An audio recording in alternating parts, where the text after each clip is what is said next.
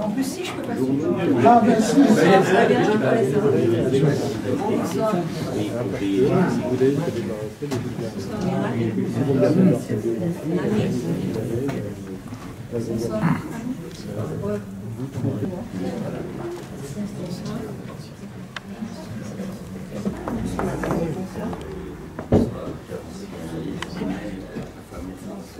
Bonsoir.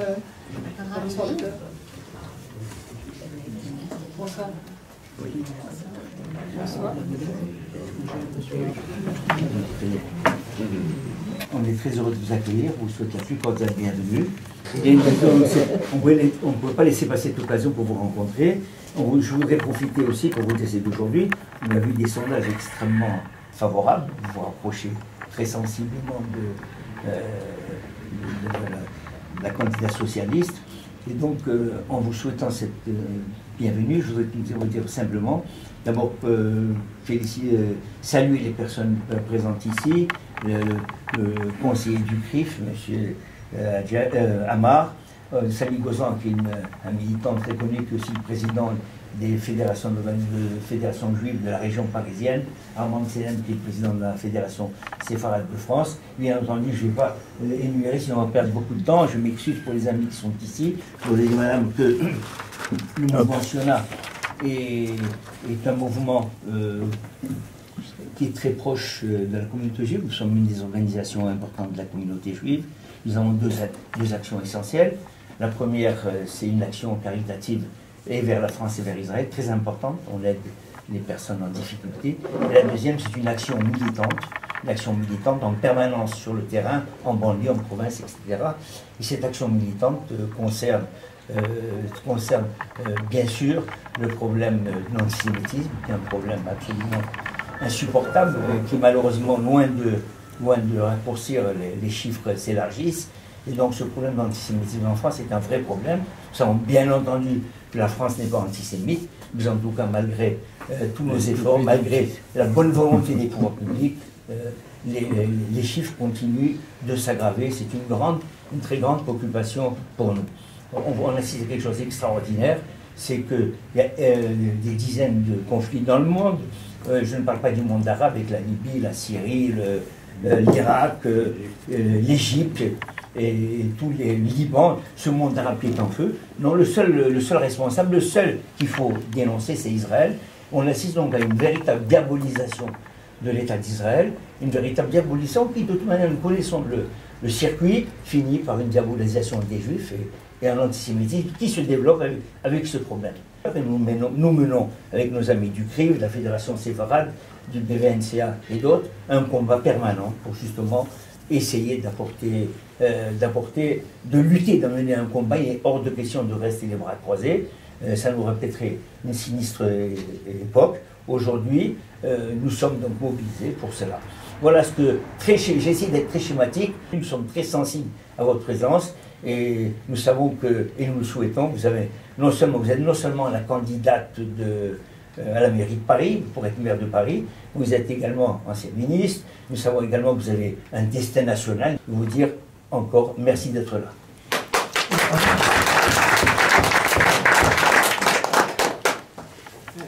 Merci à vous. Alors, il y a plein de choses à se dire. Peut-être que je peux commencer en vous disant en quoi ma vision de Paris tisse des liens singuliers ou concerne de manière singulière la communauté juive. Et pourquoi aussi d'ailleurs j'ai voulu, au mois de juillet, clairement dans le cadre de la campagne de Paris, faire un voyage spécial en Israël, qui n'est pas mon premier voyage parce que j'y vais souvent, mais qui était un voyage qui trouvait un sens particulier dans la résonance de la campagne. Moi je pense qu'il faut se poser la question de savoir quel est le tempérament, quelle est l'identité particulière d'une ville, avant que de prétendre vouloir la diriger. Chaque ville est unique, chaque ville est spéciale. Une ville, c'est comme une personne. Il y a des caractéristiques physiques, et puis il y a une âme, il y a un cœur. La ville de Paris, pour moi, son ADN, en quelque sorte, sa particularité, c'est d'être un lieu d'émancipation. on y vient ou on y reste, pas seulement pour y vivre, parce que c'est sympathique, parce que on y vient ou on y reste, parce qu'on cherche quelque chose de particulier, qui est l'émancipation individuelle ou collective. C'est vrai pour toutes sortes de gens. Ça peut être c'est l'histoire, par exemple, des nourrices morvandiotes ou des nourrices bretonnes qui cherchaient l'émancipation économique parce qu'elles étaient dans une région dans laquelle elles n'arrivaient plus à se nourrir. Ça peut être l'émancipation sociale. C'est l'histoire des Rastignac de toutes les provinces qui sont venus chercher la réussite à Paris. Et puis c'est l'histoire de tous ceux qui sont porteurs d'une différence, d'une particularité, qui ont du mal à vivre bien ou pleinement, soit parce qu'ils sont dans un village ou un endroit où on en est stigmatisé, ou à l'étranger, et qui viennent à Paris, parfois pour noyer cette différence dans l'anonymat et dans le collectif, parfois au contraire pour la revendiquer et pour la vivre en communauté ou pour la défendre. Et ça, c'est l'histoire des communautés de Paris. Et c'est une histoire singulière, c'est quelque chose qui n'existe pas dans n'importe quelle ville, qui n'existe pas dans les villes de province en général, et qui fait que Paris a une richesse et une histoire, et notamment une histoire avec la communauté juive. Et puis il y a une deuxième chose qui fait que Paris a une histoire particulière avec la communauté juive, c'est le caractère avant-gardiste, dans certains domaines révolutionnaires, découvreurs, tête-chercheurs de Paris. L'histoire de Paris, c'est l'histoire d'une ville qui repousse les frontières, pas seulement les frontières physiques d'ailleurs de la ville de Paris, qui repousse les frontières dans la recherche scientifique. Paris est la seule ville au monde à avoir dans la classification des éléments chimiques de Mendeleïev une molécule, enfin c'est pas une molécule, c'est un élément à son nom, le lutécium. Paris, c'est la ville où se sont inventés les grands mouvements d'idées qui ont transformé le monde. C'est la ville des Lumières. Paris, c'est la ville des grands mouvements artistiques. Et ce caractère avant-gardiste de la ville de Paris, pour toutes sortes de raisons sur lesquelles on pourrait gloser à l'infini, il a partie liée avec la communauté juive qui, du fait de sa situation particulière, du fait de son histoire, du fait de sa culture, du fait des persécutions, a eu tendance à se porter souvent à l'avant-garde. C'est une introduction que j'avais envie de faire parce que, voilà, pour moi, cette rencontre, comme les autres que je peux avoir dans des cadres un peu identiques, elle a un sens particulier à cet égard. J'ai voulu, du coup, assez logiquement, dans la préparation de la campagne de Paris, dans la préparation du projet, aller en Israël. C'est pas quelque chose de nouveau. Moi, j'y suis allée quasiment tous les ans comme ministre, en plus des visites personnelles que j'y ai pu faire, parce que je suis convaincue que coopération franco-israélienne, notamment sur les questions les plus technologiques, a du sens. Je l'ai porté comme secrétaire d'État en charge de l'écologie sur des sujets aussi variés que l'irrigation, la désalinisation de l'eau, la gestion optimale des déchets. Israël est un pays qui est petit en surface et qui donc est confronté à des problématiques qui sont particulièrement percutantes, prégnantes du point de vue de l'écologie. Tout ça en plus de la rareté de l'eau, qui est un sujet qui est particulier, mais qui va concerner de plus en plus le monde avec le changement climatique. J'ai fait des déplacements en Israël sur les questions de nouvelles technologies, quand j'étais ministre en charge du numérique, ce qui est bien naturel. J'y suis retournée comme ministre en charge de l'écologie, des transports et du logement, plutôt sous l'angle des transports, puisqu'on développe pas mal de coopération sur la question des transports publics avec Israël. Mais j'ai voulu le faire dans un cadre spécifiquement campagne de Paris, au mois de juillet, pour travailler plus particulièrement sur la question de l'innovation. Ça rejoint ce que je vous disais sur l'avant-garde. J'ai lu avec beaucoup d'intérêt le livre qu'avait sorti un Américain du vivre en Israël, Israel Startup Nation. Qu'est-ce qui fait qu'il y a en Israël une effervescence, une inventivité, une créativité particulière singulièrement dans le secteur du numérique, pas seulement dans le secteur du numérique, plus largement dans tous les domaines technologiques. J'étais, je crois que c'était hier, au déjeuner du Technion à Paris, vous savez, il y avait les journées du Technion. À l'occasion de ce voyage en juillet, j'ai passé une journée au Technion pour discuter un peu de ça, en fait, avec les professeurs là-bas, les chefs de service en quelque sorte, enfin, des différentes unités du Technion. Et j'ai passé aussi beaucoup de temps avec les startups de la vallée qui est autour de Tel Aviv, avec deux idées, deux objectifs. Comprendre mieux comment cet écosystème se développe et attire de cette manière. Qu'est-ce qui fait que ça marche, que c'est devenu unique?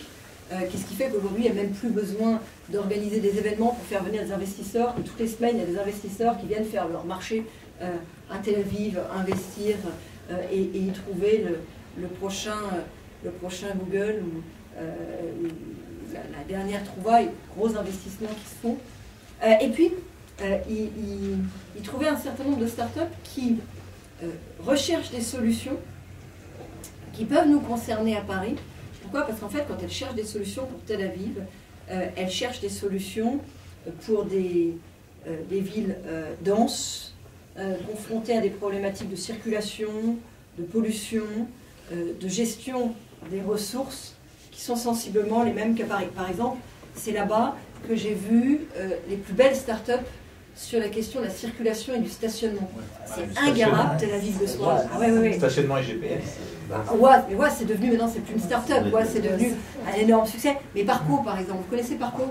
Parco, ça a été inventé par deux jeunes de Tel Aviv, parce qu'en fait, ils n'arrivaient pas à se garer quand ils rentraient le soir, et que c'est un enfer. Bon, ça tombe bien, c'est aussi un enfer à Paris. Donc, on a des choses à se dire. Des choses très technologiques aussi. J'ai vu Silencium. Silencium, une boîte, alors ça utilise une technologie qui est à l'origine d'une technologie militaire qui cherche à créer le silence, mais plutôt que de vous isoler du bruit, analyser l'onde de bruit qui est faite dans une pièce, créer une onde de bruit inverse pour que les deux s'annulent l'une l'autre. Donc une création de silence en quelque sorte dynamique, réactive, active. Ça a l'air dingue comme ça. Ça marche dans une certaine mesure, c'est assez étonnant. J'ai pu rencontrer aussi les promoteurs, je voudrais voir où ça en est d'ailleurs, je voudrais qu'on regarde ça, les promoteurs de Skytran. Skytran, une boîte qui connaissait. Oui, c'est une sorte de, comment dire, quelque chose d'aérien. Oui. C'est de la transport aérien par lévitation électromagnétique sur un rail aérien. Oui. Et il devait faire un prototype entre Tel Aviv et l'université. Ça devait être décidé là au mois de décembre. Vous savez où ça en est? Non. Il faudra qu'on regarde, Jonas, on est. Je trouvais ça très intéressant parce que. Les verbes vont s'opposer. Justement, c'est un truc très intéressant parce qu'il n'y a pas d'emprise au sol. Donc ça coûte beaucoup moins cher. C'est le système du téléphérique aménagé. C'est beaucoup plus. Pour moi, c'est beaucoup plus contemporain que le téléphérique, parce qu'on est dans des capsules presque individuelles. Oui, puis c'est un transport individuel sur rail collectif. C'est un transport guidé, mais individuel ou à deux. Vous êtes dans une capsule, donc il n'y a pas le côté un peu bétaillère du téléphérique. Voilà. Je ne sais pas pourquoi j'étais en train de vous dire ça. C'est normal de parler de lévitation en Israël. Tout ça pour vous dire que voilà, il y a des choses à faire conjointement en matière d'innovation. Pour moi, c'était naturel dans une campagne de Paris d'aller partager les bonnes idées en plus que les bonnes ondes en fait lévitation en Israël. Et c'est un travail que je poursuis dans le projet pour Paris. Alors dans le projet que je suis prête à développer, si vous le souhaitez, vous trouvez pas que des startups et du numérique, vous trouvez tous les sujets de la vie quotidienne. La vision que je cherche à développer et que je cherche à partager pour cette campagne de Paris, c'est celle d'une ville que j'ai voulu appeler une ville à énergie positive, comme il existe des bâtiments à énergie positive. C'est-à-dire des bâtiments qui produisent plus d'énergie qu'ils n'en consomment. Pour moi, Paris, c'est une ville qui doit nous donner plus d'énergie qu'elle nous en prend. Aujourd'hui, il y a eu une multiplication de contraintes. Paris est une ville polluée, Paris est une ville stressée, Paris est une ville où on a le sentiment qu'elle demande de plus en plus aux habitants de s'adapter à elle, plutôt qu'elle ne s'adapte aux habitants. C'est des problèmes d'horaire, c'est des problèmes de rythme de vie, c'est des problèmes de circulation, c'est des problèmes d'organisation qui font que les classes moyennes ont de plus en plus de difficultés à rester, que les jeunes entrepreneurs sont tentés d'aller créer leur boîte à Londres, que les jeunes créateurs sont tentés d'aller vivre leur vie à Berlin. Ce n'est pas encore la catastrophe, Paris attire encore beaucoup, mais disons que la promesse de Paris, cette promesse d'émancipation dont je parlais tout à l'heure, elle est plus complètement tenue aujourd'hui. Ça commence par des choses simples, vivre en sécurité, se sentir respecté, se sentir attendu en quelque sorte, être chez soi tout simplement, mais ça va vers des choses plus sophistiquées. Penser qu'on peut trouver la réussite pour soi et pour ses enfants, qu'elle est là, finalement faire en sorte que Paris soit toujours une ville du désir, une ville qui attire, et ne devienne pas ce qu'elle devient comme une petite musique, qu'elle n'a jamais été, une ville d'émigration, émigration, exode des classes moyennes qui n'arrivent plus à vivre, départ des jeunes qui veulent créer leur boîte ou des jeunes qui veulent devenir des créateurs, fuite des communautés qui ne s'y sentent plus accueillies comme elles l'ont été ou comme elles devraient ou comme elles pourraient. C'est toutes ces inquiétudes en fait que j'essaye de conjurer et auxquelles je voudrais répondre dans cette campagne de Paris. Voilà ce que je peux vous dire en introduction et maintenant la parole. Chère Madame la ministre, comme vous en doutez, nous sommes très attachés au problème de Paris puisque nous y vivons. En tant que juifs, nous sommes, bien entendu, considérons comme partie intégrante de la communauté nationale et donc voilà, Paris, vivant dans Paris, nous sommes extrêmement intéressés par ce qui s'y passe.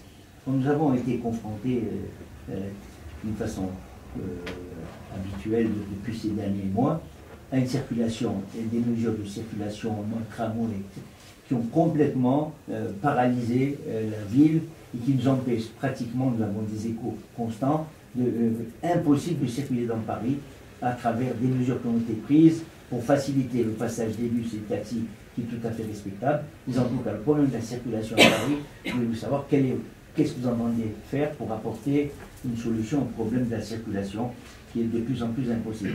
Deuxième chose, il y a un problème qui est parallèle et qui est aussi important, c'est le problème de la sécurité. Le problème de la sécurité, c'est-à-dire, je prends par exemple, il y a eu des échos que la police à Paris serait éventuellement confiée, c'est la demande qu'a faite le maire actuel, la police serait confiée à la maire ou au maire de Paris.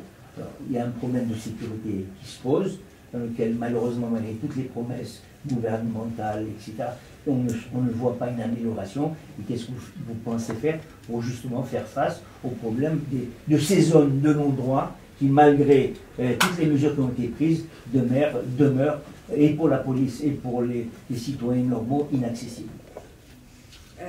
C'est deux grandes questions de la campagne. Sur la circulation, moi, je trouve légitime de vouloir réduire la place de la voiture à Paris. Et c'est d'ailleurs un mouvement qui est engagé dans toutes les capitales et dans toutes les grandes métropoles. Il y a eu une époque où on faisait des plans d'ingénieurs pour emmener l'autoroute A6 jusqu'à la gare Montparnasse. Et une ville n'a pas vocation à être un grand circuit automobile. En revanche, c'est pas forcément un objectif en soi, c'est un objectif dont on attend des bénéfices. Amélioration de la pollution.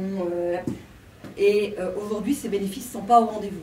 Paris, c'est une ville plus stressée et une ville plus polluée que ça n'a jamais été.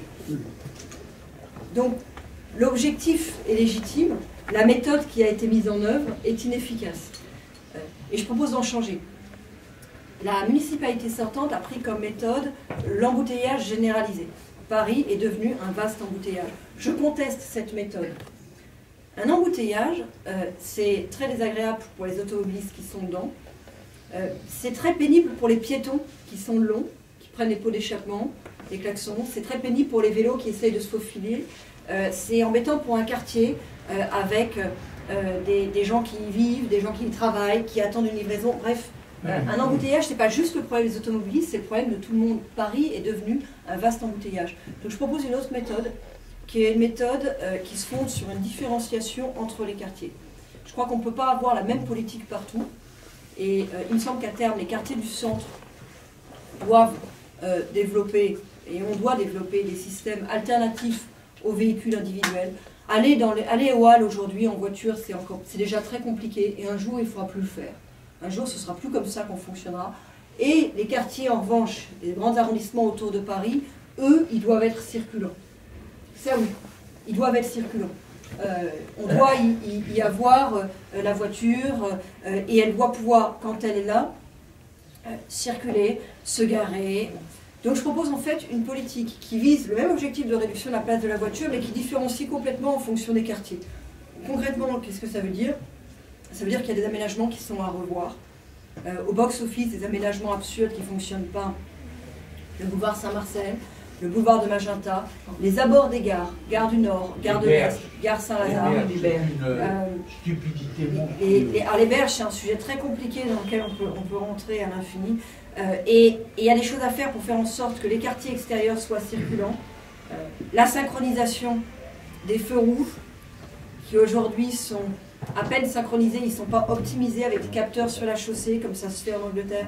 Le développement des parkings, et notamment l'utilisation, la mutualisation des parkings privés, tout ça sont des choses qui ne sont pas mises en place à Paris. Finalement, aujourd'hui, à Paris, on a choisi d'essayer de faire peser une contrainte maximale sur les automobilistes pour qu'ils renoncent à leur voiture. Il y en a qui ne peuvent pas renoncer à leur voiture. Ce qu'il faut, c'est choisir les quartiers dans lesquels la voiture a vraiment pas de sens, et dans cela être très clair, ça n'a pas de sens. Et pour les autres, au contraire, et bien sûr prévoir une alternative, et pour les autres, au contraire, faciliter la vie. Sur la pollution, moi je ne suis pas pour les péages. Je crois que le péage, ça ne correspond pas. Le péage à l'entrée de Paris, faire payer les banlieusards pour rentrer dans Paris, c'est un truc qui socialement ne sera pas acceptable. En revanche, je veux qu'on mette en œuvre un outil que j'avais développé dans le Grenelle de l'environnement, qui s'appelle la ZAPA, qui permet de donner un calendrier d'interdiction pour les poids lourds et les cars de tourisme les plus polluants, pour n'avoir plus que les derniers modèles et réduire comme ça la pollution. Aujourd'hui, on a tous les poids lourds les plus polluants qui peuvent entrer dans Paris. Les cars de tourisme, on n'a pas mis de normes sur la motorisation.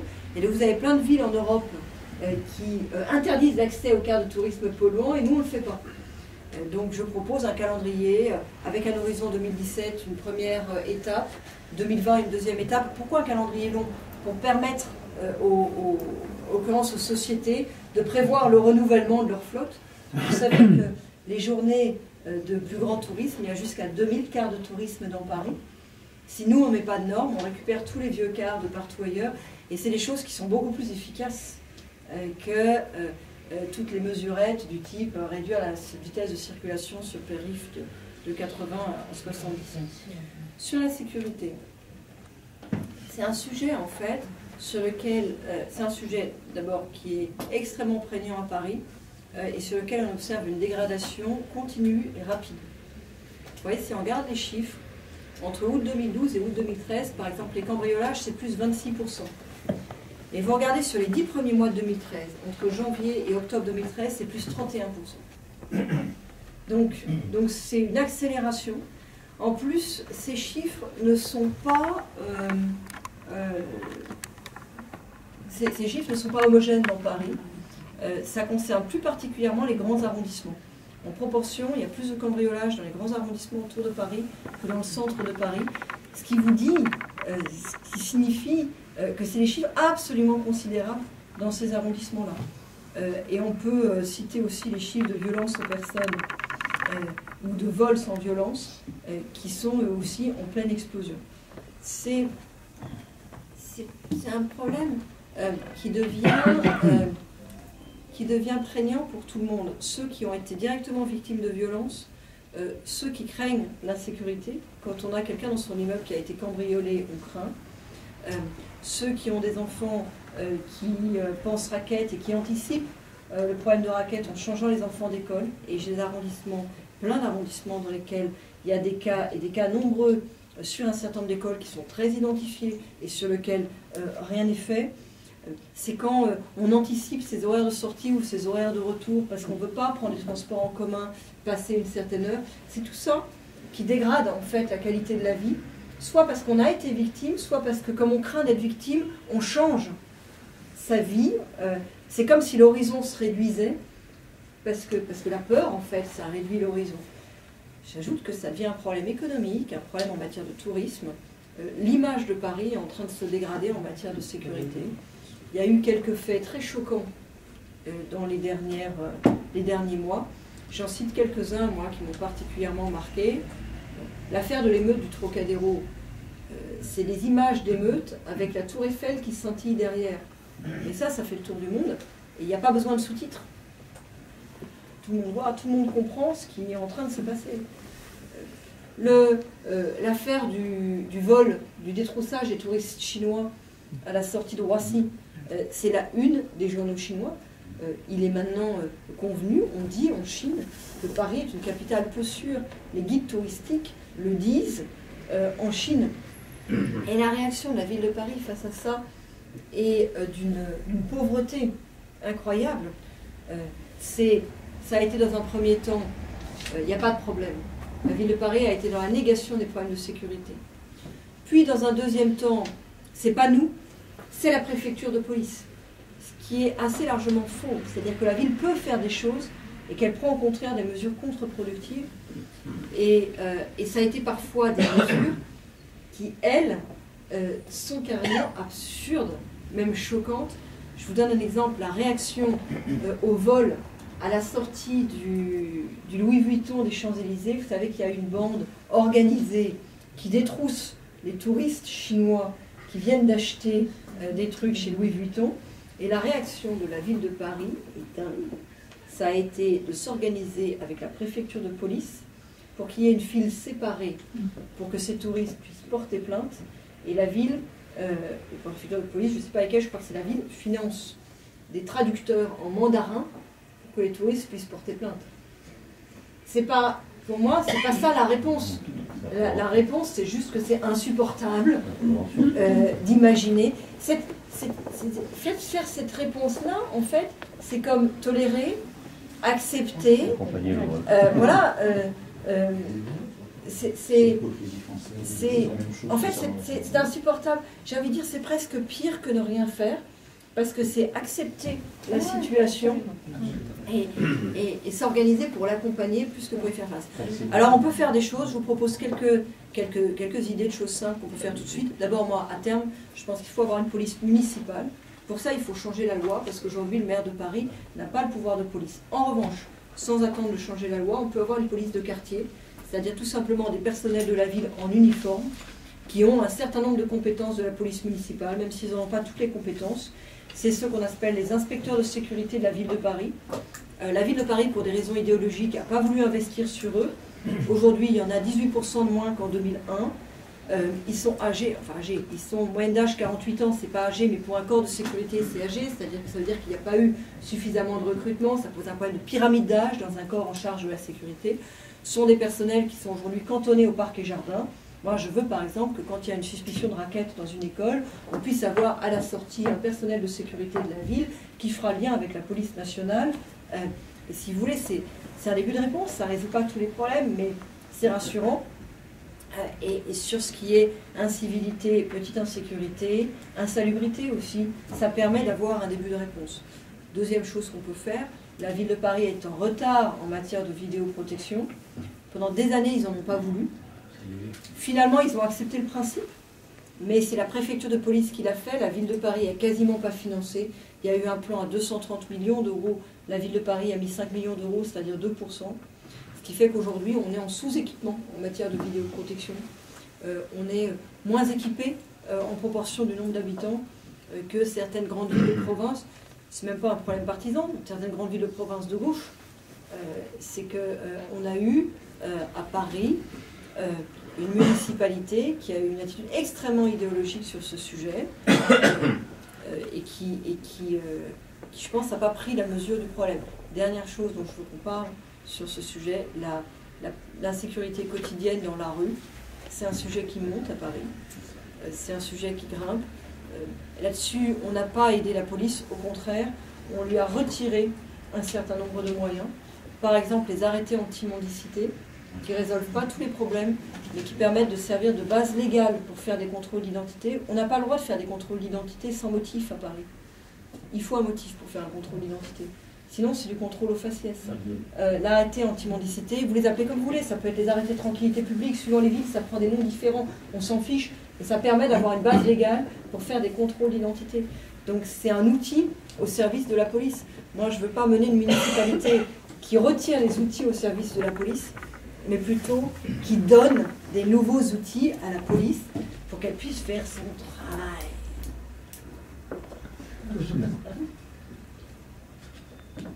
D'ailleurs, il y a un reportage sur différentes télévisions, notamment une télévision russe, où on montre, vous parliez de l'aspect touristique, l'image de la France, où on voit des images navrantes. Attendez, les images en caméra cachée, c'était d'une bande de Roms en train de dévaliser et de harceler des touristes. Mais c'est honteux, ça fait mal si vous voulez, parce que déjà que on a fait plein de sujets sur lesquels on ne se sent pas. On trouve que la courtoisie, l'accueil, l'hospitalité ne sont pas tout à fait à la hauteur. Rien que la propreté de la ville de Paris, parfois, on est un peu honteux. De voir les images en plus des touristes en train de se faire harceler, moi j'ai mal à mon hospitalité quand même. On ne peut pas traiter les gens comme ça, on ne peut pas prétendre être la première ville touristique au monde si on traite les gens comme ça. Il y a un élément que vous n'avez pas évoqué et qui a fait beaucoup de mal à Paris aussi, c'est ce qui s'est passé à la pyramide du Louvre. Oui.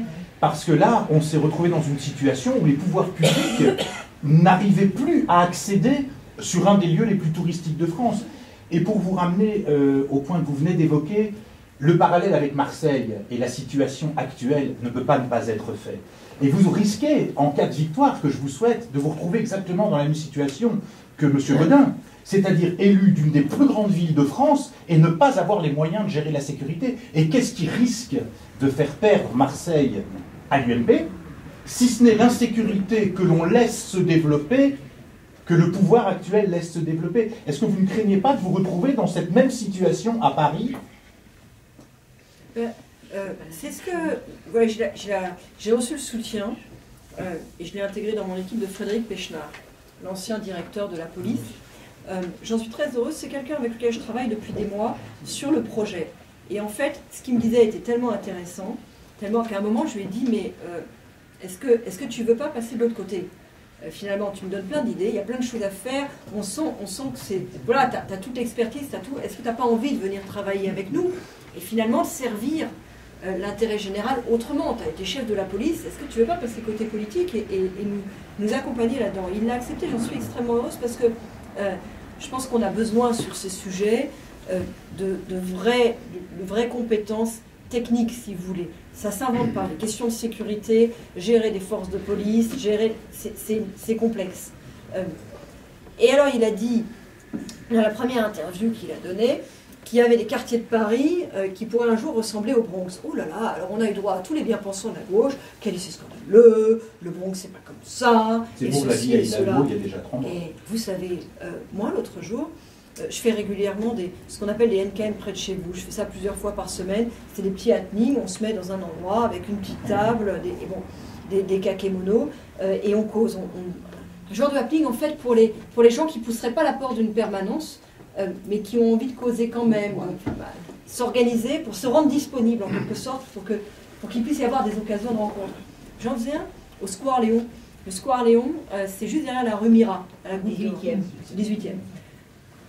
Le Square Léon, c'est en lieu du trafic de drogue. Attendez, il y avait un quart de police pas loin. On faisait notre NKM près de chez vous à l'entrée. Il y avait manifestement du trafic dans tous les sens. Et à un moment, on a entendu un cri.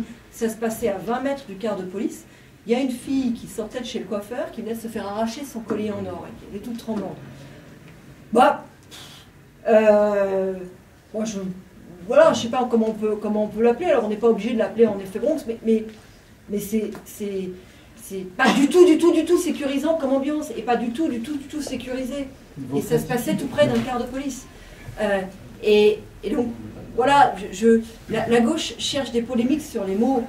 Moi, je voudrais trouver des solutions pour les Parisiens. On n'est pas vraiment dans la même attitude mentale vis-à-vis des problèmes. On va donc donner la parole à M. Samy Gozan. Je ne vais pas être très long et je prends ma casquette de vice-président du consistoire pour vous exprimer ce que beaucoup de familles juives m'ont dit quand on a su qu'on allait vous rencontrer. Ça concerne d'abord les cimetières parisiens, où depuis quelque temps, les familles juives ne peuvent plus enterrer leurs défunts dans des carrés juifs, puisque ça n'est plus possible. Ça, c'est le problème, savoir ce que vous pourrez faire à ce niveau-là. Le deuxième point, c'est l'humiliation que ressentent un grand nombre de juifs de la ville de Paris qui habitent dans le parc immobilier de la ville de Paris et qui sont obligés de passer par le local des poubelles, par le parking, parce que c'est Shabbat, parce que c'est... ou alors qu'ils attendent des heures pour que quelqu'un passe pour ouvrir la porte, etc. Alors ça aussi, c'est quelque chose qui n'est pas réglé depuis plusieurs années et qui s'amplifie et qui reste très, très problématique pour la plupart des familles qui soit elles ne peuvent pas sortir, soit elles ne peuvent pas aller à la synagogue, soit quand elles y vont, elles sont obligées de passer par des lieux qui ne sont pas très sécurisés, mais enfin bon, pas beau. Moi, quand je vais chez mon fils, j'y laisse ce Shabbat encore, je suis obligé de passer par le local des poubelles. C'est quelque chose qui n'est pas logique. Il y a des cellules qui sont adaptables. On peut prendre, vous prenez souvent l'exemple d'Israël. En Israël aussi, il y a ce genre de problème. Donc, on a trouvé des serrures qui sécurisent les lieux, les pénétrations dans les immeubles, et en même temps, qu'il est possible d'utiliser par les juifs pratiquants. Et il y en a beaucoup dans... Et comment elle est la serrure? Ce sont des cellules électriques, électroniques, mécaniques. Les autres mécaniques, elles ne sont pas électriques. C'est le non électrique, mais les mécaniques, elles sont comment? Elles sont à clé? Une clé, oui. C'est à clé, c'est la serrure à clé en fait. Donc là, ce sont des choses qui sont possibles de... Oui. Comment? Il y a des codes mécaniques. Il y a des codes mécaniques? Oui, des codes mécaniques aussi. Il y a des codes mécaniques, il existe des codes mécaniques. La solution existe, mais depuis que Jean-Luc Manot est passé responsable de tout ce qui est immobilier dans la ville de Paris, les Juifs ont beaucoup de difficultés. Vous avez connu, vous connaissez Jean-Luc Manot. Ah oui. Il s'appelle Jean-Yves Manot. Le dernier point... Jean-Yves Manot. Vous confondez Jean-Yves et Jean-Luc. Il y a deux Manot, c'est pas Celui les mêmes. qui était sénateur. Comment? Celui qui était sénateur. C'est Jean-Yves Manot, la chouette. Voilà, c'est ça. Alors, le dernier point, c'est que lorsque vous serez maire de la capitale de la France, est-ce que vous allez développer des relations avec la capitale d'Israël? Parce que pour nous, la capitale d'Israël, c'est Jérusalem, unique et unique. Voilà. Et quel projet vous pourrez avoir pour le mettre en place dans ce domaine? Ça c'est plus intéressant. Sur les cimetières, je suis une farouche défenseur de l'idée de reconstituer des carrés. Les carrés, d'abord, appartiennent à l'histoire des cimetières et à l'histoire de Paris. Moi, j'ai eu la famille enterrée dans les carrés. Je trouve que je trouve qu'il y a une fausse laïcisation. Vous comprenez, il y a toujours eu des carrés dans les cimetières. Il y a longtemps qu'il y a des carrés dans les cimetières, et décréter maintenant qu'il faut que tout le monde, au nom de la laïcité, se fasse enterrer ensemble les uns avec les autres. D'abord, je ne vois pas pourquoi on aurait eu une telle évolution de l'interprétation de la laïcité. Il y avait des carrés à l'époque de la loi de 1905. La loi de 1905, elle n'a pas changé. Donc pourquoi maintenant on ferait évoluer les choses? Je ne vois pas pourquoi. Et en plus, je trouve que ça pose des problèmes sans fin de cohabitation. Donc je participe tout à fait de l'idée de les reconstituer. J'ai été maire d'une ville à Longjumeau dans laquelle il y avait un carré juif. Et on était obligé, parce qu'en fait, on était une des seules communes du coin, donc je signais régulièrement des dérogations pour que des juifs d'autres communes puissent venir se faire enterrer au cimetière, parce que les autres communes n'avaient pas de carré. Moyennant quoi, ça devenait un problème. D'abord parce que c'est payé par les impôts, donc il y a un moment où vous pouvez signer des dérogations, et gens vous disent quand même. Et puis ensuite parce que le carré il se remplissait, parce que les autres communes n'avaient pas leur carré. Donc je trouve qu'aller faire des complexités, aller faire des complications sur des sujets pareils, c'est absurde, c'est ridicule, et il faut reconstituer et aménager ce qui a toujours existé et ce qui est en train de se défaire dans les cimetières. Sur le parc immobilier, il faut que je regarde de près. Je n'avais pas connaissance de la possibilité des codes mécaniques. J'avais connaissance du système où ça devient de l'ouverture, enfin, la désactivation du code en quelque sorte, et qui en effet pose des problèmes de sécurité, parce que ça veut dire qu'il y a un jour où le code est désactivé, mais le code mécanique, il faut que je regarde. Et si c'est pas plus cher, je vois pas vraiment le problème que ça pose. C'est plus cher ou pas? Ça dépend du conseil syndical, ça. Ça dépend du conseil syndical. Pourquoi ça n'a pas été fait? Vous savez pourquoi ça n'a pas été fait? Non, je ne sais pas, mais je veux dire par là, c'est pas un problème qui vous excuse. C'est un problème des conseils syndicaux de différents domaines. Dans la ville de Paris pour les bâtiments. Non, il parle, Roger, il parle des HLM. Vous n'avez pas compris HLM. L'office HLM est sur responsabilité du bailleur, et le bailleur est sur responsabilité de la ville. Vu comme ça, je vous donne mon point de vue, si le truc à code mécanique coûte 5 fois le prix de l'ordinaire, ça va être très compliqué, parce que là, pour le coup, on va dire que si ça coûte le même prix, je vois vraiment pas le problème. Si c'est le même prix, le même niveau de sécurité, je vois vraiment pas le problème que ça peut poser, et donc en effet, on doit pouvoir généraliser d'avoir les codes mécaniques. Je regarde de près. Il peut y avoir une clé, en plus du système électronique, mais les gens peuvent avoir une clé qui ouvre le système. Ouais, et le problème des clés par le passé, c'est que il ne faut pas qu'il y ait que la clé dans ce cas-là, parce que le problème des clés, c'est que ça se bloque et ça se trafique. Faut que je regarde les solutions techniques. J'avoue, je suis pas très sur la question de Jérusalem. On m'a souvent posé la question du jumelage de Paris avec Jérusalem. Alors, vous savez que c'est pas possible pour une raison qui est qu'il y a un jumelage de principe exclusif entre Paris et Rome, et que donc Paris n'est jumelage avec aucune autre ville que Rome. Ça n'empêche en aucune manière de développer des relations. Il faut trouver des modules, il faut trouver des formules qui ne peuvent pas s'appeler jumelage, mais ça n'empêche en aucune manière de développer d'autres relations. Et moi, je vous dis très clairement les choses sur ce sujet. Vous ne m'entendrez jamais dire que j'attends avec impatience de pouvoir utiliser mon passeport palestinien dont j'aurais bénéficié du premier exemplaire et appeler Jérusalem Al-Code. C'est pas ma tendance. Voilà. Je crois au processus de paix. Quand je dis je crois, j'espère en processus de paix. Mais j'espère en je souhaite de toutes mes forces qu'il aboutisse, et le faire aboutir, c'est le faire aboutir sur 2 États.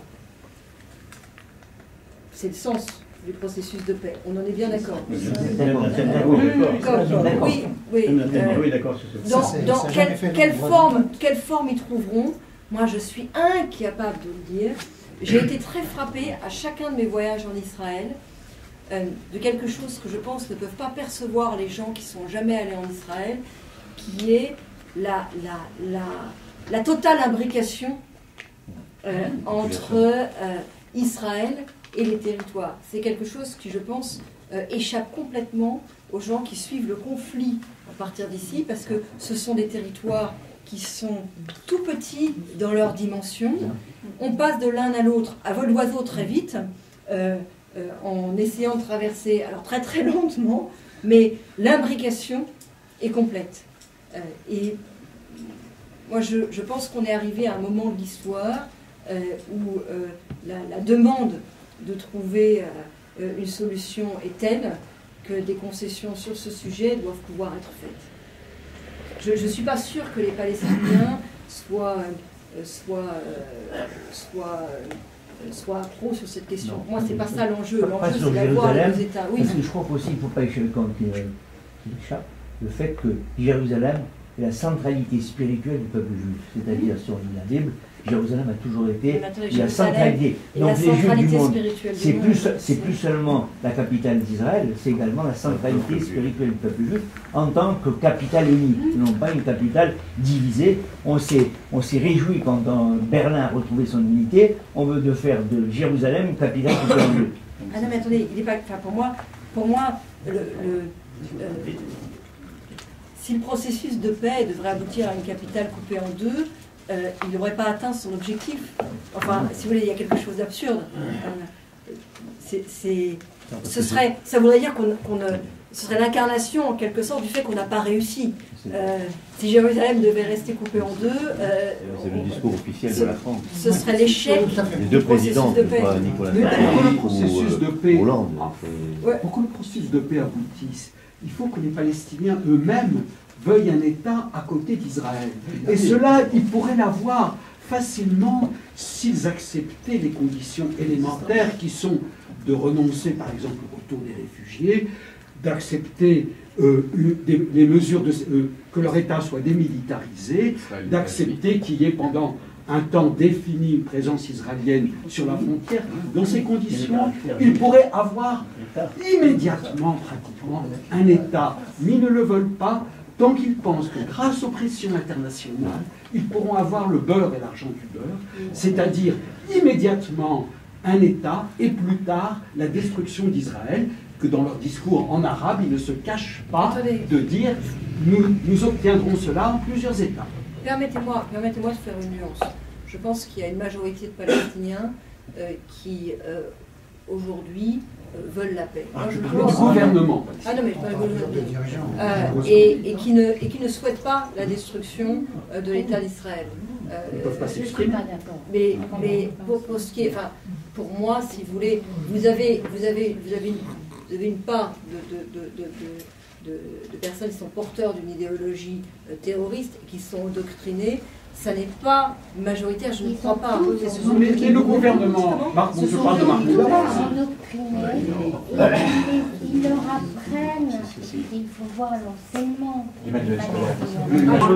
Dans les écoles, ils leur apportent même des livres pour leur apprendre aux enfants la destruction de l'État d'Israël. Moi, je voudrais revenir à Paris. Et une première question qui concerne Paris, une deuxième question qui concernera votre position quand vous serez maire de Paris dans le cadre du conflit israélien. Sur la première question concernant Paris, vous l'avez dit, Paris est une grande ville. Paris a une population qui a toujours été un véritable melting pot, avec une association d'une multitude de communautés, dont la communauté juive. On sent, parce que vous avez évoqué le fait que Paris est devenu maintenant agressif, que la vie est difficile, on sent un développement énorme, et pour moi ce sera essentiel dans votre politique à venir, du communautarisme. Du communautarisme. Les gens se replient sur eux-mêmes et se replient sur leur communauté. Je pense que la municipalité sortante n'a pas été à la hauteur sur ce terrain. Elle l'a été sur d'autres terrains, à mon avis, peu importe, mais qu'elle n'a surtout pas été sur ce terrain-là. Pour moi, le vivre ensemble à Paris sera très certainement l'élément moteur de votre politique. Est-ce que vous pourriez nous dire de quelle façon vous envisagez ce vivre ensemble? D'abord, pour moi, en fait, c'est l'essence de ce qu'on vient chercher dans une grande ville comme Paris. C'est-à-dire que c'est une question qui ne se pose pas du tout de la même manière dans un village ou dans une ville de province. Mais l'histoire de Paris, elle est vraiment là. Elle est un mélange de gens de trois catégories finalement, des Parisiens toujours, qui sont relativement minoritaires. Il y a toujours un moment où on arrive. De gens qui montent de la province pour réussir à Paris, et de gens qui viennent d'ailleurs pour trouver un havre où là aussi des opportunités et une réussite. Et c'est l'addition, le mélange, la rencontre entre ces trois qui fait la richesse de Paris. Donc la clé, la dynamique, le moteur de Paris, un petit peu un moteur à explosion, forcément, puisque c'est la rencontre entre des choses très différentes, elle est là. Elle est là, la rencontre, le choc et l'équilibre. Aujourd'hui, ce choc, il est à la fois plus brutal et moins créatif que par le passé. Et c'est quelque chose qui, moi, me trouble.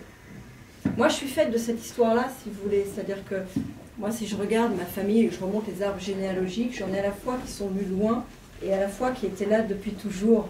Ils se sont rencontrés, ils se sont mariés, parfois contre l'avis de leurs parents. Ils ont osé. Ils ont osé, ouais, énorme. Et ils se sont fait des vies différentes et ils ont réussi chacun à leur manière. Aujourd'hui, on a un repli, on a du rejet, qui est le contraire en fait de ce que devrait être la dynamique qui nous tend vers l'autre, et on a parfois de la violence. Il faut remettre Paris en mouvement et remettre Paris dans le mouvement positif. Ça passe par une nouvelle, en quelque sorte, une nouvelle ambition. Je conteste tout à fait, je rejette le manque d'ambition de la municipalité sortante à cet égard. Et le manque d'ambition, à mon avis, de la candidate socialiste, qui, quand on regarde de près son projet, fait comme si Paris était une ville virtuelle, une ville rêvée, les Parisiens n'ont aucun problème, on va mettre des fontaines à eau pétillante, et demain on sera la capitale des villes de province, une ville de province en plus jolie et en mieux. Pour moi, Paris est d'une nature complètement différente. Il faut qu'à Paris, il puisse y avoir une intensité, une effervescence, des opportunités économiques, par exemple, qui font que ça a un sens particulier de vivre à Paris, et qui font aussi que les communautés ne s'affrontent pas, mais se mettent en mouvement ensemble. Je fais un parallèle. Pourquoi ça marche mieux Londres en ce moment? Londres, il y a plein de communautés, hein, et Londres, il y a plein de ferments de violence. C'est pas simple, Londres. Mais voyez, le maire de Londres, il fait le tour du monde en expliquant que Londres est la ville de la réussite. Il a un côté excentrique, il est un peu étonnant. Moi, je m'entends bien avec lui, il est assez sympa, mais bon, il est un peu... Londres, c'est une ville qui a plein de problèmes. Le chômage des jeunes est supérieur à ce qu'il est à Paris, à Londres. Le logement est 2 fois plus cher qu'à Paris. Vous avez encore plein d'embouteillages, en dépit du péage. Donc vous avez plein de soucis, n'empêche que il réussit, en mettant toutes ces communautés en dynamique autour d'opportunités, en quelque sorte, économiques. C'est le libéralisme. C'est pas que le libéralisme. C'est-à-dire qu'il y a un peu ça, je suis d'accord avec vous. C'est une ville qui a choisi, qui est déterminée à, plutôt que d'additionner les contraintes comme on le fait à Paris, les lever au maximum. Comment allez-vous faire? Il crée des opportunités économiques à Londres. Je vous donne des exemples très concrets. Je vous donne des séries d'exemples très concrets. Moi, c'est une des raisons pour lesquelles je suis pour l'ouverture des commerces dimanche. Qu'est-ce que vous voulez? Il faut bosser. D'abord, une ville, ça doit tourner 24 heures sur 24, 7 jours sur 7, c'est comme ça. Voilà, une ville aujourd'hui, c'est ça la demande. La ville ouverte sur un rythme 9h, 17h, ça ne correspond plus au rythme de vie des gens. Et en plus, avec la crise, on a besoin de ces emplois. Ouvrir le dimanche dans, pas forcément une généralisation, mais dans tous les grands secteurs touristiques, si vous voulez, ça peut créer plus de 10 000 emplois, on en a besoin, pour moi ça fait la différence. Ces contraintes en fait qui sont imposées par la ville, parce que c'est la ville, hein, la signature pour ouvrir le dimanche, c'est la seule signature du maire de Paris, c'est la ville. Et on voit les Champs-Élysées sont vides. C'est absurde. Cette contrainte imposée par la ville, elle est absurde. Deuxième exemple, dans un autre ordre d'idée, l'utilisation des personnels de la ville à des fins d'empilement des contraintes plutôt que d'accompagnement des initiatives et des énergies est absurde. Je vous donne un exemple. Je vous donne un exemple, mais c'est chose vue. C'était un jour où j'étais rue Léon, à côté du square. Après, je suis allée prendre un café dans un café qui s'appelle La Môme, un peu en contrebas. C'est une fille de gauche, à mon avis, complètement alternative. Elle avait créé son café il y a 1 an, style très bobo. Elle était de gauche à l'origine, mais là, elle n'était plus de gauche du tout. Elle avait eu, en l'espace d'1 an, 3 inspections pour des problèmes sanitaires, 2 inspections du travail. Enfin bon, tout le monde n'arrêtait pas de lui envoyer des inspecteurs sur des trucs tatillons, des problèmes de ceci, des problèmes de cela. Et elle me disait, voilà, tous les jours, il y a des gens qui viennent pisser sur ma devanture. Et là, il n'y a jamais personne sur les arrêtés. J'ai été obligée d'arrêter avec la terrasse, d'abord parce que le droit de terrasse était très élevé, parce que dès que je dépassais de 10 cm, j'avais une prune, et parce que de toute façon, les clients qui se mettaient sur ma terrasse se faisaient dévaliser par les Roms. Et quand j'ai posé la question à l'inspecteur qui venait me voir pour la 5e fois, de savoir pourquoi il n'allait pas inspecter plutôt les commerces illégaux de la rue Mira, l'inspecteur m'a dit « Ah mais madame, c'est parce que les commerces illégaux, ils sont justement illégaux, donc ils ne sont pas référencés, donc ils ne sont pas sur la liste de nos commerces à inspecter. » Et bien une ville qui fait ça, c'est une ville qui tue l'initiative. Et ça, c'est des choses qu'on peut changer tout de suite, parce que c'est pas... les personnels à changer, c'est les mêmes personnels auxquels on demande d'accompagner l'initiative plutôt que de tuer l'initiative. J'insiste parce que moi je pense que tant qu'on ne remet pas les gens en mouvement économiquement, on ne peut pas organiser une cohabitation fructueuse entre les communautés. La cohabitation entre les communautés, il y a une dimension culturelle, il y a une dimension de rencontre, et puis il faut aussi que tout le monde trouve sa place, et pour ça, il faut qu'il y ait du boulot, quoi. Il faut que les gens puissent bosser. Si on ferme Paris en son centre, comment vous vouliez créer des emplois? Expliquez-moi. Enfin, c'est pareil pour M. Delanoë. Hein. Paris a perdu 40 ou 50 000 emplois sur les 10 dernières années. Mais c'est pour ça, par exemple, que moi je veux ouvrir le dimanche. Alors, comment on fait? Ouvrir le dimanche, ça peut se faire sur simple signature du maire de Paris. La loi... La nuit. Alors, ça, il faut changer la loi.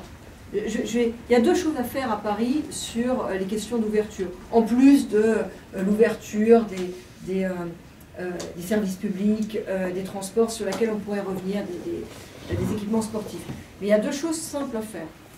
L'ouverture des commerces dimanche, c'est sur simple signature du maire de Paris.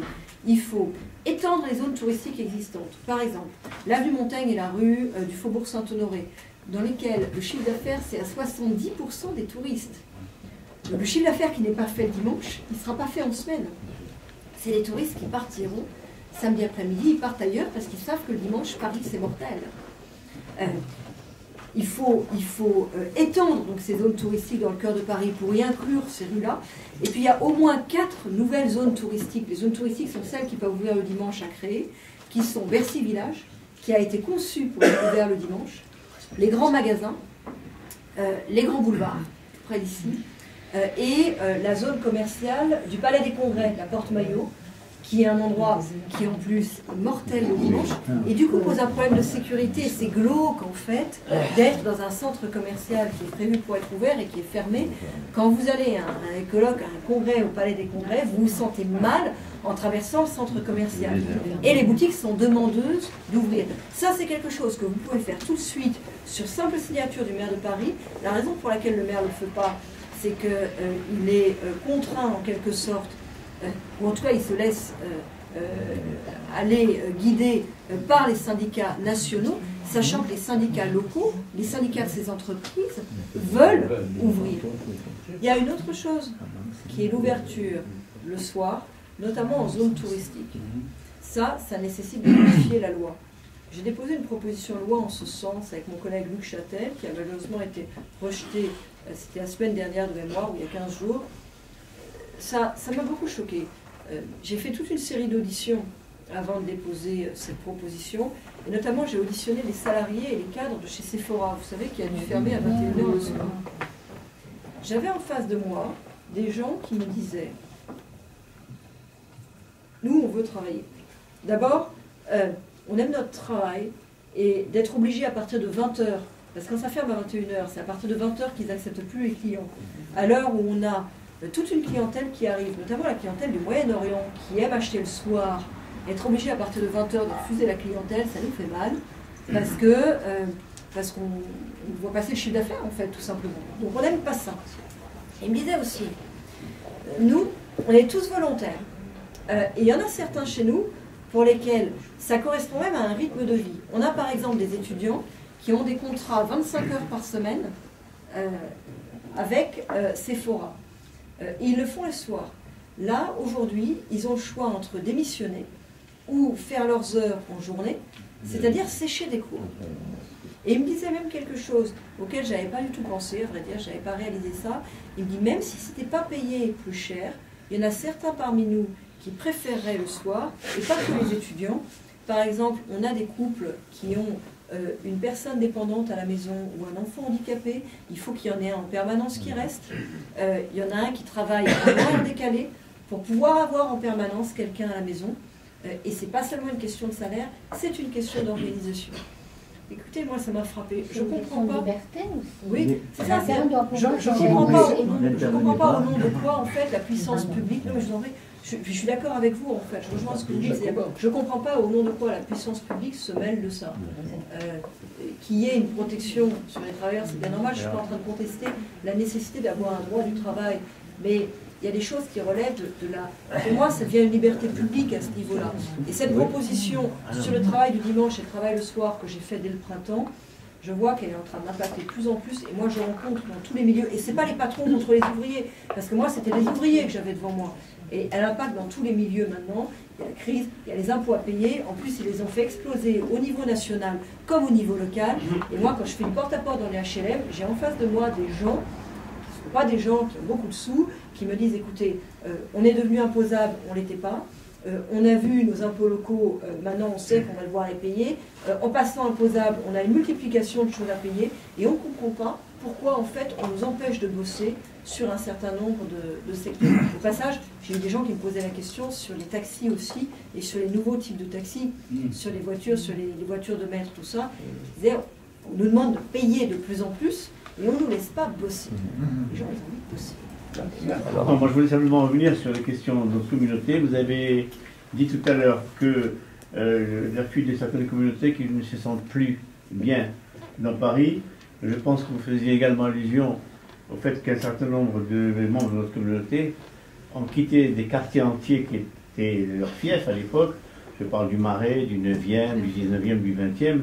Et que ceux qui ont les moyens vont se réfugier dans l'ouest parisien, notamment au 16e, à Neuilly ou ailleurs. Dans le 17e aussi. Et ceux qui n'ont pas les moyens, malheureusement, ont souvent tendance à vouloir quitter carrément Paris, voire la France. Et nous avons de plus en plus de cas, notamment, je parle pour mes enfants qui ne pouvaient pas aller rester là, qui sont partis aux États-Unis, où il y a beaucoup de Français qui s'installent. Alors je voulais savoir si vous avez des propositions concrètes pour éviter que justement certains quartiers soient tellement insécurisés que ça incite des gens dans notre communauté à les quitter et à les voir ailleurs, si j'ose dire. Ok. Monsieur Koskas. Monsieur Koskas. Oui, une question un petit peu plus politique. Vous avez des alliés à l'UDI, ce qui est logique. Sauf que il y a quelqu'un de l'UDI qui a assez gravement dérapé, sénatrice, Madame Goy-Chavon.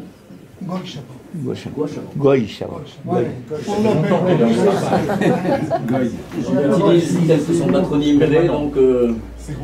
Et vous l'avez probablement écouté, comme beaucoup d'entre nous, l'audition, vous parlez d'audition, madame, au Sénat, proprement révoltant. Et ce qui me choque, alors je parle non seulement à la candidate à la mairie de Paris, mais à quelqu'un qui a une dimension au-delà même de la ville de Paris, c'est que personne n'a remis en place dans l'UDI, ni à oui, il n'y a pas, c'était pas la vision. Borloo ne l'a pas fait, mais... Oui, non, mais c'est pas le... Il y a un porte-parole dans un parti, c'est lui qui dicte la ligne. Et moi, je suis très très mal à l'aise, et c'est pour ça que je voulais revenir, moi, les pieds dans Paris, enfin, et dans ce qui nous intéresse, nous, de la communauté, c'est-à-dire l'antisémitisme sournois, larvé, qui paraît un peu partout. Oui, ça c'est le cache-sexe. Et donc, ça c'est une question qui est très, très forte chez nous. Nous avions interrogé dans le même arrondissement, assez violemment, l'actuel maire. Monsieur Gozlan était là d'ailleurs. Donc c'est des questions très centrales. Là, ça nous touche tous les matins, tous les jours. Jusqu'à il y a quelques années, la communauté se contentait de recenser les actes d'antisémitisme, de violence, d'incivilité, etc. Et aujourd'hui, ça ne s'est pas aggravé, ça a changé carrément d'échelle. C'est-à-dire qu'aujourd'hui, ce ne sont plus des actes isolés qui sont faits dans la population, mais ce sont des gens qui ont la parole, qui peuvent s'adresser au public, qui commencent à diffuser des messages d'antisémitisme pratiquement ouverts, que ce soit donc des gens de la politique, que ce soit des gens du spectacle. Et en réalité, il y a même certains journalistes, et ils ont une certaine immunité parce qu'ils le font au nom de la presse, au nom de l'humour. Et en réalité, ce ne sont que des incitations à haine qui sont clairement établies. D'ailleurs, le président Hollande l'a cité lundi, lors de la réception. Alors, au début de votre introduction, j'étais vraiment rêveur de ce Paris. C'est vrai que j'ai connu aussi ce Paris. Paris des Lumières, de l'unificateur, Paris de la tolérance, etc. Et je pense, bon, on a abordé plusieurs sujets qui dépendent aussi de la politique nationale, parce que ce n'est pas uniquement Paris qui peut résoudre tous les problèmes. Mais je pense qu'il y a un poison aujourd'hui dans la société française, c'est cette laïcité, poussée à l'extrême, et qui n'est pas clairement définie. Cette laïcité, normalement, en tout cas, comme je la conçois, ou lorsque je la lis dans des dictionnaires, c'est une laïcité d'inclusion pour pouvoir justement que tout le monde puisse vivre ensemble. Et aujourd'hui, la laïcité, elle permet carrément l'exclusion.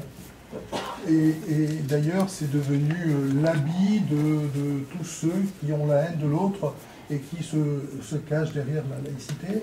Et je pense que Paris peut être le leader justement de cette redéfinition de cette laïcité, une laïcité d'ouverture, d'inclusion, avec les différences, etc. Vous savez, j'aime pas laisser les questions sans réponse. En plus, je veux dire, on est d'accord, pas d'accord, mais je trouve que ça fait partie. Vous resteriez sur votre fin, moi aussi je resterai sur ma fin. Sur la fuite de certains quartiers, c'est une évidence. J'ai été frappée, je parlais de mon voyage en Israël au mois de juillet. J'ai organisé un espèce de meeting improvisé, c'était sur la place de Netanya, qui vient d'être refaite, vous savez, avec la maire de Netanya qui a fait un score aux élections enviable, 85%. Et on avait monté une petite rencontre avec les Français qui étaient là, et en fait ça a fait une espèce de meeting émeute. C'était génial. C'était génial, et en même temps, il y avait là beaucoup de Français des 18e, 19e et 20e arrondissements qui me disaient on est là le plus souvent possible, on est là parce qu'on s'y sent bien, on est là parce qu'on s'y sent mieux, on est là maintenant pour certains à demeure. C'est-à-dire qu'il y avait à la fois un côté super sympa de là, et en même temps quelque chose d'un peu inquiétant, enfin quelque chose d'un peu angoissant dans le message que certains passaient. Ça m'avait particulièrement frappé à Netanya.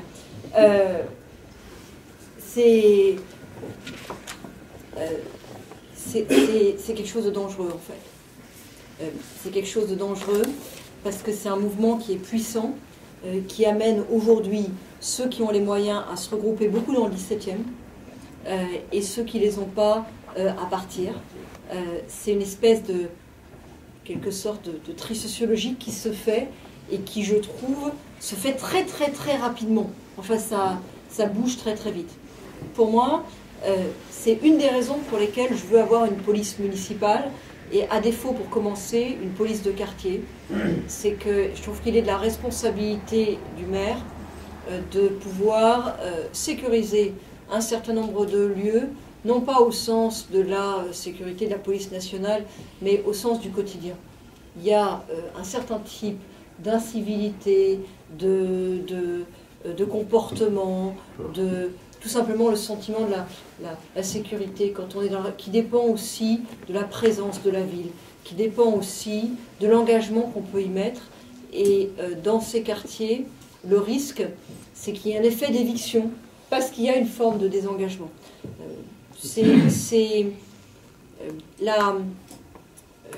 L'équilibre de la ville, c'est pas tout partout pareil. L'équilibre de la ville, c'est pouvoir mettre le paquet sur certains quartiers pour que ces quartiers restent ce qu'ils ont. C'est vrai d'ailleurs en matière commerciale aussi. On a par exemple des quartiers entiers qui sont en train de passer en monocommerce. Il ne faut pas rester les bras croisés face à ça. Il faut mettre le paquet en termes de préemption sur ces commerces pour que la variété... Ce que je veux dire, c'est que la variété, c'est un combat. Moi, d'une certaine manière, c'est mon combat politique. C'est mon côté écologiste.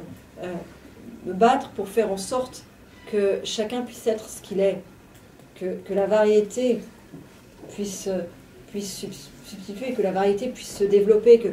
Et dans les quartiers de Paris, la richesse des quartiers de Paris, aujourd'hui, elle risque d'être mise à mal par cette espèce d'effet d'éviction, de harcèlement.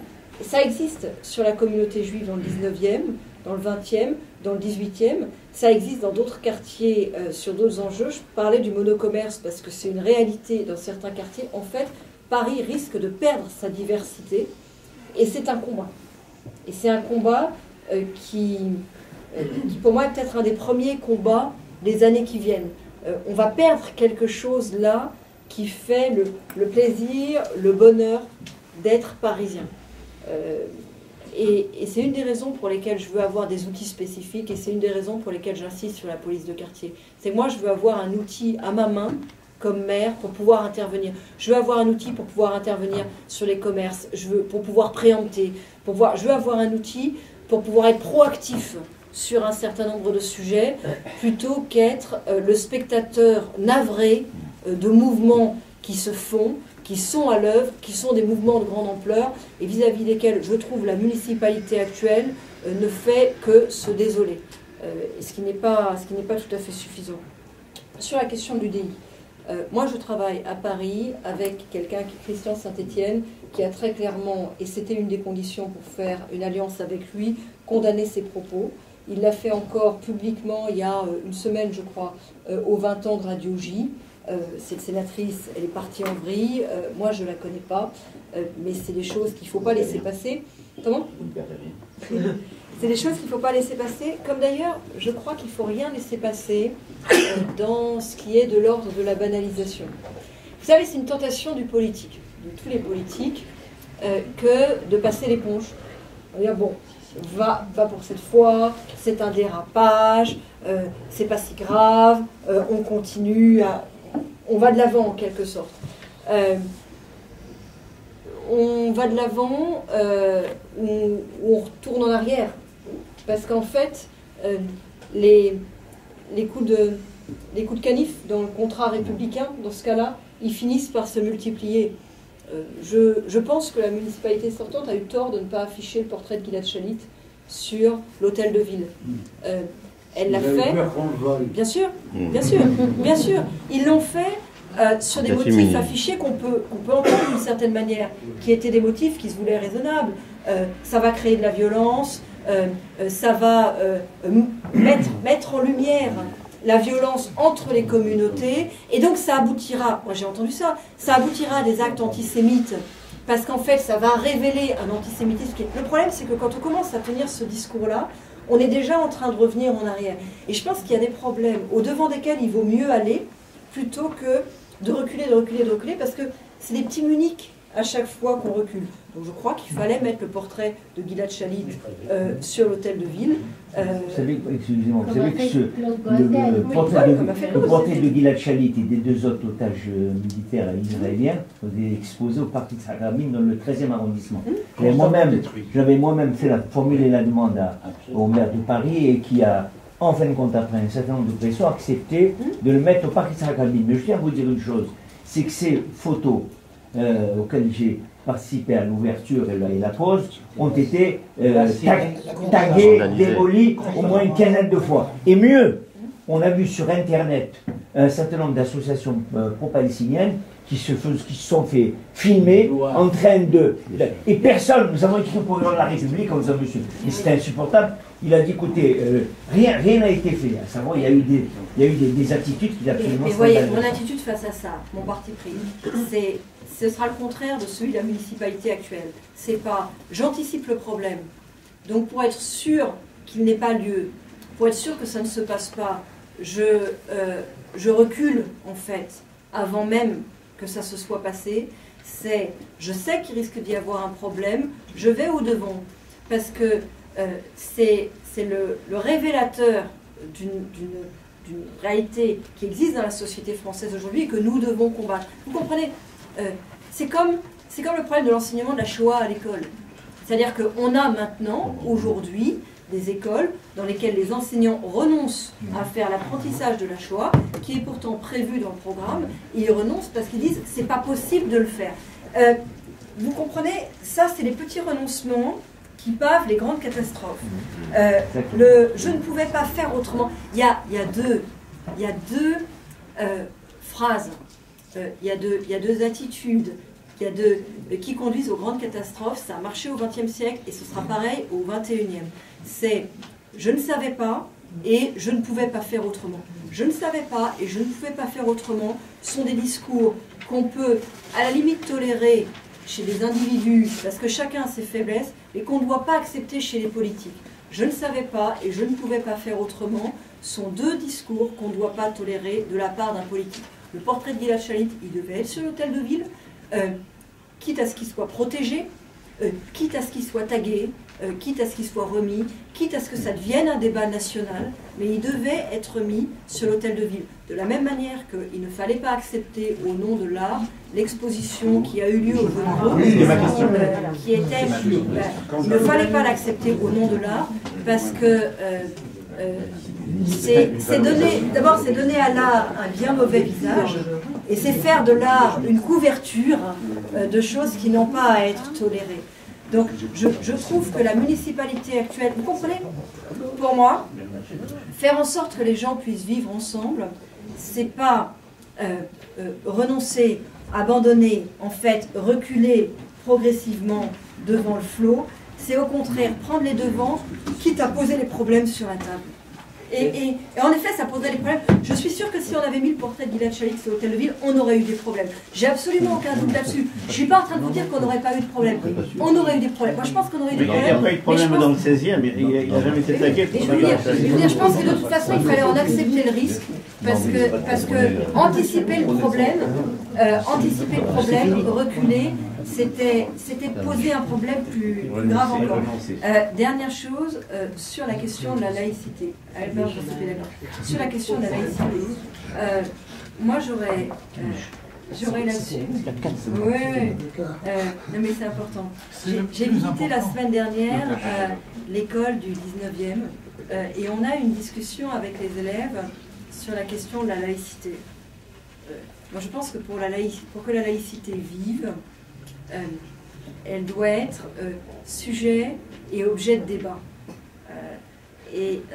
Le jour où il y a des gens qui se mettent, parce que c'est une réalité, à quitter la France au nom de ce que la laïcité impose, en cela qu'elle les empêche de pratiquer leur religion, c'est qu'il y a un problème avec l'interprétation que nous faisons de la laïcité. Ce que je veux dire, c'est que quand je croise des juifs français en Israël qui me disent « je suis parti parce que l'interprétation qui était faite de la laïcité dans mon école, dans mon boulot, ne me permettait pas de rester en France », je dis il y a un problème. La laïcité, elle peut en aucune manière être une incitation au départ. La laïcité, ça doit être un outil pour vivre ensemble, pas un outil pour inviter à aller voir ailleurs. Donc à partir du moment où on a ça comme mouvement, c'est qu'on a des problèmes d'interprétation de la laïcité. C'est ce que j'ai dit à l'école la semaine dernière, et c'est ce que je vous redis ici. Je suis très inquiète et très soucieuse à cet égard des derniers travaux qui ont été menés par le gouvernement sur ce soi-disant rapport sur l'intégration. Mais attention, c'est très important, parce que ça n'est pas un one-shot. C'est pas une affaire d'une fois, c'est pas une affaire d'un dérapage. Vous lisez les rapports de Terra Nova, vous écoutez le discours qui est tenu par certains responsables de gauche aujourd'hui. Il y a une ambiguïté qui vient s'incarner dans les mots. Avant, on parlait d'assimilation. Après, on a parlé d'intégration. Aujourd'hui, on parle d'inclusion. Ça veut dire quoi? Ça veut dire quoi? On devient quoi, là? Mon guide, c'est la République. C'est un pays dans lequel chacun trouve sa place, chacun peut réussir, et on ne recule pas devant la pression ou le discours de ceux qui sont de plus en plus nombreux. Et ce rapport, moi, il m'a beaucoup interpellée parce qu'en fait, je trouve malheureusement qu'il s'inscrit dans une cohérence, qui est une cohérence nouvelle à gauche, qui n'est pas l'histoire de la gauche, qui contredit une partie de l'histoire de la gauche. C'est pas l'histoire de la gauche. Ah mais il y a toute une gauche qui n'était pas sur cette histoire-là. C'est pas l'histoire de la gauche, à mon avis. Ça contrevient à la culture. Oui, mais c'est un changement profond qui est à l'œuvre à la gauche. Et c'est un vrai risque, parce que ça séduit des gens.